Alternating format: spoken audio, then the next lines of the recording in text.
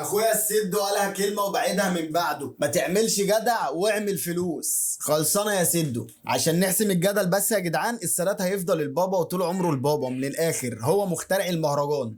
معانا النهارده فيديو طرش، فيا ريت تتاكد ان انت حاطط لايك للفيديو دوت عشان نوصل اكبر عدد من الناس. طبعا مره تشوفني بس اشترك في القناه وتشغل زر الجرس عشان يوصلك كل جديد. ومش هرجع كتير واطول عليكم في المقدمه لان فيديو النهارده طويل شويه، فيلا مع بعضينا نبدا الفيديو. ونبدا مع اول بلوه.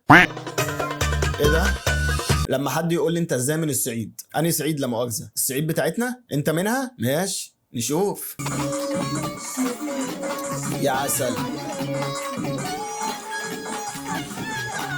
لا لا لا، ولا انت عمرك ما تكون من الصعيد بتاعتنا. احنا الصعيد بتاعتنا ما تجيبش الشعر دوت والعينين العسل دي، لا لا. انت من امريكا الصعيديه صح؟ ما زي ما في امريكا اللاتينيه في امريكا الصعيديه برضو عادي، عندهم زينا برضو. خمسة بس بالعود. يعجبني فيك ان انت بسم الله ما شاء الله عليك، يعني بتعملي الكاميرا في وضع فلازم تحطي ايدك فعلا، يعني فيري جود. لا بجد اخلاق وتربيه واحترام. راح دورك يا بريد. راحوا الاخلاق والتربيه والاحترام.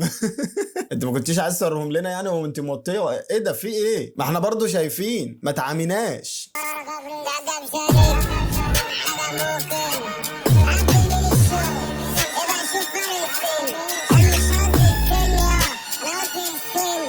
ووطيتي برضه يعني في ايه؟ انت عايزه ايه؟ ماذا تريدي مني؟ مش هينفع مش هينفع. ايام بات مارد او مارج حاجه زي كده.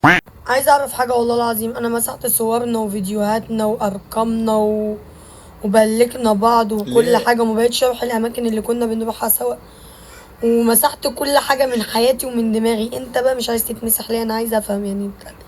وانت عايز تمسحي ليه يا سوزي؟ سوزي ايه اللي حصل؟ لو في مشكله نحلها. اوعي يكون زعل من الفيديو الاخير عشان قلت عليه راجل. لا يا سوزي، ما بحبش يحصل مشاكل بسببي. وانت في ايه بجد؟ غيرة لازقة في الدماغ. غيره؟ ايه ده بجد؟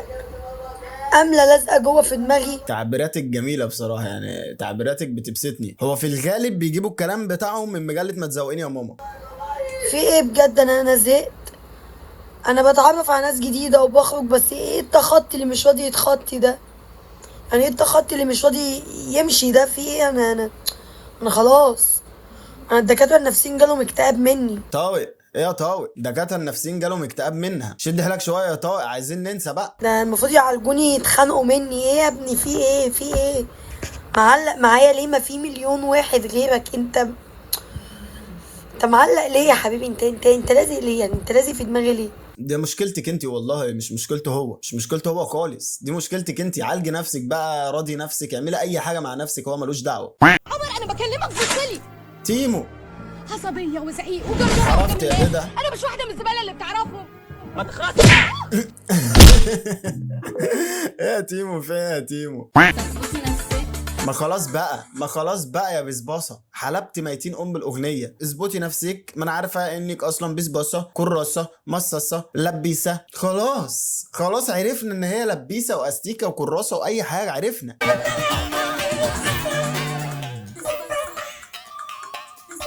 ايه ده؟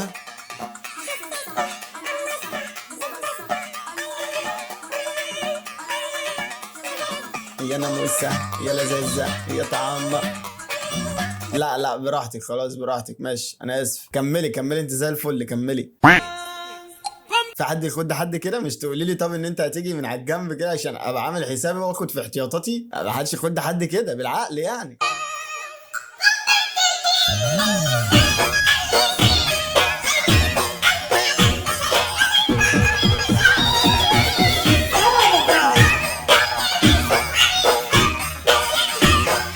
في الحالة زي ديت احنا ما ينفعش نتكلم، احنا كل اللي بنقوله كلمة واحدة وهي مشتاق.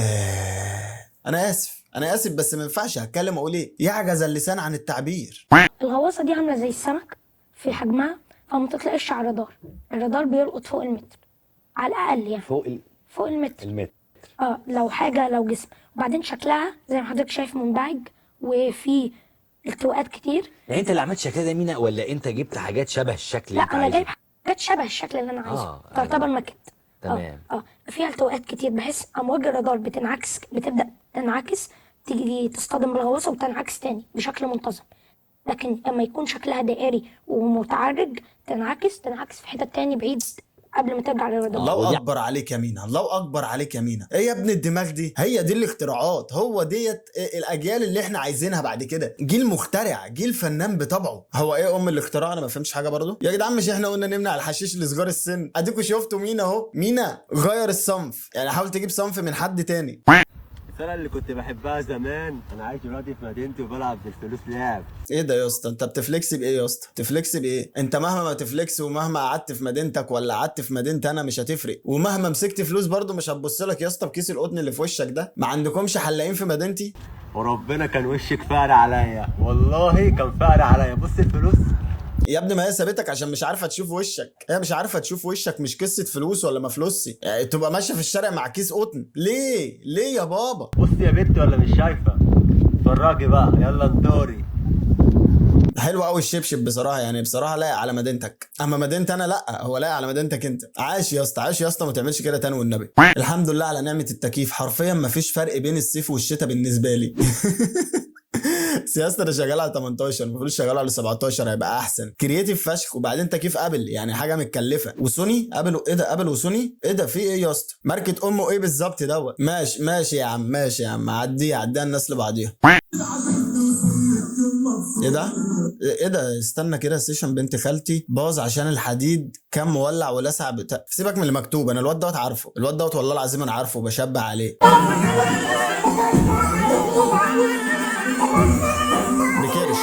بكرش يا دين امي. ايه لا يا بولا ده ياض يا بولا ايه اللي انت عامله ده يا بولا؟ انت بوست خالص يالا يا بولا. ايه اللي انت عامله ده؟ لا حول ولا قوه الا بالله بجد. ده الواد كان بيقعد جنبي كده ياخد حصه، كان بيدفع فلوس وياخد حصه، يقول لي يا كابو ازاي امسك ايد بنت.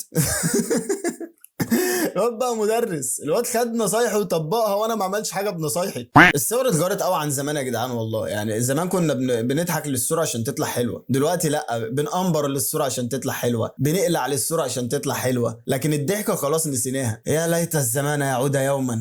قول لي الزمان يرجع زمان، مش هيرجع خلاص. هو ده كوكب اللي احنا عايشين فيه، هو ده حاله. ابني كل يوم يدخل على اخت اوضتها ويقفلوا على نفسهم هما الاتنين الاوضه نص ساعه. راجعه من شغلي بدور على الولاد في الشقه كالعاده، دخلت على اوضه بنتي لقيتها قافله على نفسها باب الاوضه بالمفتاح. افتح ما بتفتحش، اخبط مفيش صوت خالص. قلت يبقى اكيد نايمه، بس الغريبه ان هي قافله بالمفتاح على غير العاده. سبتها ورحت اشوف ابني هو كمان بيعمل ايه. دخلت الاوضه حاجته كلها موجوده وراجع من المدرسه وكله تمام. الله امال هو راح فين؟ قلت يمكن في الحمام ولا حاجه. دخلت قلبت عليه الشقه كلها مش لاقياه. الله، ما كلمنيش ولا بعت لي مسج ولا اي حاجه، قال لي ان هو نازل تاني. المهم رجعت لاخته تاني اخبط على الباب محدش بيفتح. فضلت ورا الباب لحد ما فتحت لي بعدها بمده كبيره. بقول لها ايه ده في ايه؟ هو اخوكي فين؟ قالت لي اخويا اهو. دخلت لقيتهم هما الاتنين نايمين على السرير، ومش شكل نايمين يعني. قلت لها هو انتوا كنتوا نايمين نعسانين؟ اصل انا خبطت عليكم من شويه ومحدش فتح. قالت لي يا ماما احنا كنا نايمين. قلت لها طب اخوكي ايه اللي منيمه عندك؟ ما انت ليكي اوضتك وهو ليه اوضته، ومن امتى وهو بينام معاكي في اوضتك؟ قالت لي مفيش، احنا كنا قاعدين بندردش وبنتكلم وراحت علينا نومه. هو في انتوا دخلتوني معاكم في القصه ديت اللي انا مش فاهم حاجه؟ هو ده كده فيديو كوميدي يعني؟ المفروض نضحك بعد ما نشوف الفيديو؟ وبعدين هي البت ديت مش لسه فاتحه الباب؟ ايه اللي رجعها على السرير تاني؟ عشان يبقى وضع تلبس يعني. ماشي شكرا يا بنات، شكرا. ليه الراجل محتاج بيست فريند؟ انا هقنعك. ليه؟ قولي لي ليه الراجل محتاج بيست فريند؟ تعالي نتخيل مع بعض واحده لذيذه فرفوشه بينهم ميموريز، متعود انه ياخد رايها، ما بتجيبش في سيره الست الوالده لان هي مش حماتها، عكس بترزع واحده سلم لي على طنط بيبقى خلاص مات مننا، ما بترزع. ايوه سلم لي على تونت. هي بتقول تونت، سلم لي على التونت، سلم لها على تونت فعلا. ما ينفعش يبوظ في نص اي خروجه من غير اي سبب، وسايباه يعرف بنات عادي. ممكن تقول له كمان احكي لي عنهم، يعني تديني سجاره اديك سجاره، اولع لك بالولاعه تطفيها تقولي هف. ما عنديش حاجه اقولها حقيقي. العلاقه عجبتني انا شخصيا، انا عايزه يبقى عندي بيست فريند معاهم عادي، او ياخدوني وانا مش هعمل صوت. هي مقنعه بصراحه هي مقنعه، وانا عن نفسي اقتنعت، فيا ريت انت كمان تقتنعي عشان انا محتاج ان يكون في بيست فريند في حياتي. بليز ممكن تقتنعي؟ ما ترديش في الكومنتات، رد لما تشوفيني. قولي لي بحبك يا هديه. يعني مش اتمسكت يا جدعان البت دي؟ ولا انا بتهيألي؟ ولا لسه عايشه معانا؟ ولا في ايه؟ بحبك يا ابو حمزه.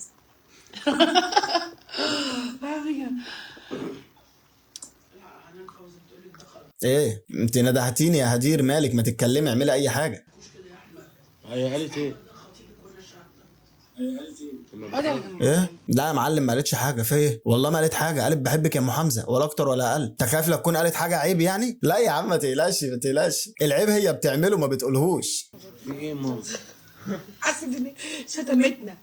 في ايه الست بتهزر؟ ايه؟ ده كله عشان ايه؟ ما خلاص يا ماما.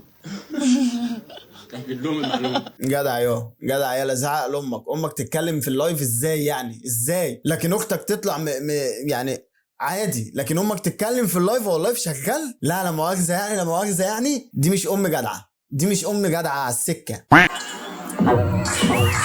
ايه بقى؟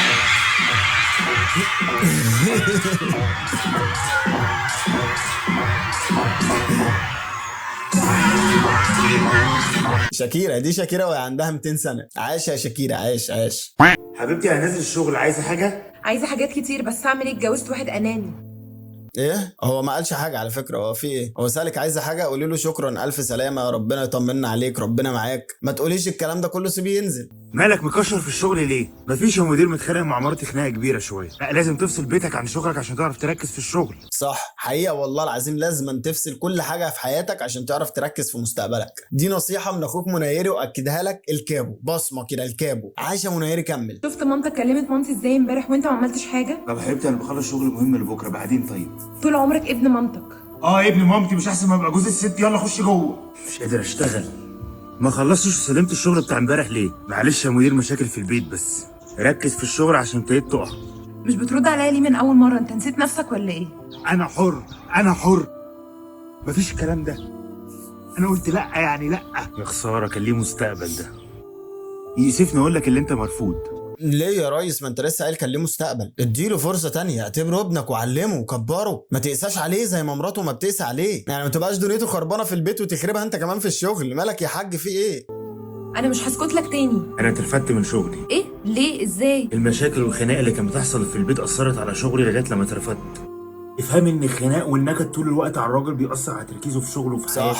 صح. وده مش بس هيأثر على مستقبلي، ده هيأثر على مستقبل البيت كمان. جدع على منيري، بس انت ما بتعرفش توصل الرساله صح، بس انت مش عارف بتوصلها ازاي. بس هي فيديو فيه رساله، يعني رسالتك حلوه ورسالتك وصلت. يا ريت بقى يعملوا بيها يا عم منيري، يا ريت يعملوا بيها. شكرا يا عم منيري على النصيحه ديت. طبعا مش هلاقي فيديو احسن من كده اختم بيه، او فيديو فيه نصيحه وفيه عبره وفيه موعظه. بالنسبه لك ممكن تكون جات لك من الشخص الغلط، انا ماليش دعوه، بس انا استفدت. بس مش عارف انا استفدت ايه برضه، بس انا استفدت. بس فعزيزي المشاهد انا كده وصلت لنهايه فيديو النهارده. اتمنى يكون الفيديو عجبك وخلاك تبتسم. ما تنساش تحط لايك للفيديو دوت عشان يوصل اكبر عدد من الناس. وطبعا لو اول مره تشوفني ما تنساش تشترك في القناه وتشغل زر الجرس عشان يوصلك كل جديد. وبس كده اشوفك فيديو جديد اللي هو قريب ان شاء الله. سلام. بقى الامكانيات بدات اتعب وادور واعمل افكار جديده، دايما على طول بدور على اللي يفرح قلوبكم ويخلي الضحكه تنور الدنيا كلها، الدنيا كلها. جيش الكابو، دوسوا لايك.